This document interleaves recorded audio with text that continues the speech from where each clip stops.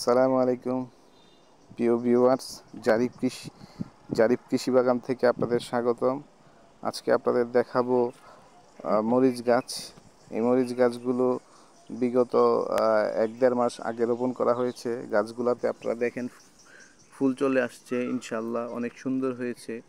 জারিফ কৃষি বাগানে আপনাদেরকে স্বাগতম জানাচ্ছি এবং এই চ্যানেলটিকে আপনারা সাবস্ক্রাইব করবেন। দেখেন এই মরিচ চাষটার আমি যেই গোড়াটা সেটা সবসময় পরিষ্কার থাকলে এটাতে রোগ পোকার আক্রমণ কম হয়। কিছু কিছু রোগ পোকার আক্রমণ হয়, গাছটা অনেক সময় শুকিয়ে মারা যায়। এই গাছগুলো রোপণ করার পর থেকে আজকে এই যে এর পরিচর্যা দেখেন আপনারা। এই গাছগুলো মাশাআল্লাহ অনেক সুন্দর হয়েছে, ফুল হচ্ছে, ফলও পরিণত হবে কিছুদিনের মধ্যে এবং কিছু কিছু গাছে ছোট ছোট ফলও আসছে। আপনাদের দেখাচ্ছি, এই যে কিছু কিছু গাছে আপনাদের ফল চলে আসছে, এই যে ফল চলে আসছে, এই যে গাছের যে সবুজ ভাবটা এটা আছে।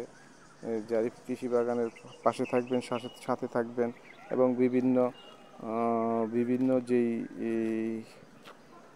যেই এই গাছগুলোর পরিচর্যা করে থাকেন জনাব হক মিয়া। এই গাছগুলা উনি বিগত কয়েকদিন আগে রোপণ করেছেন, 1.5 মাস আগে। এই গাছগুলোতে তেমন একটা রোগবালাই দেখা যায় নাই, তবে একটা রোগ হচ্ছে, সেটা হচ্ছে ক্যাঙ্কার বা গাছের যে পাতা কোঁকড়ানো। এটা হলে আপনারা যদি নিম তেল, কীটনাশক এবং ছত্রাকনাশক স্প্রে করেন তাহলে এই রোগ থেকে মুক্তি পাওয়া যাবে। আরেকটা রোগ হচ্ছে এই গাছটি অনেক সময় ঝিমিয়ে পড়া রোগ। হ্যাঁ, সেই রোগটাও অনেক সময় হয়। সেই রোগ থেকে ইয়ের জন্য, গাছকে ঠিক রাখার জন্য অ্যাপসম সল্ট, তারপরে হচ্ছে জিপসাম, এগুলা ইউজ করলে আপনার এই গাছগুলোতে এই ঝিমিয়ে পড়া, ঢলে পড়া রোগ থেকে গাছগুলো রক্ষা পাবে। এই যে আপনারা দেখতে পাচ্ছেন যে মরিচ গাছের যে সুন্দর অবস্থান, এখন ফুল চলে আসছে, কিছুদিনের মধ্যে ফুল ফলে পরিণত হবে। আপনাদের জারিফ কৃষি বাগান থেকে আপনাদেরকে স্বাগতম জানিয়ে আজকের মতো এখানেই শেষ করছি।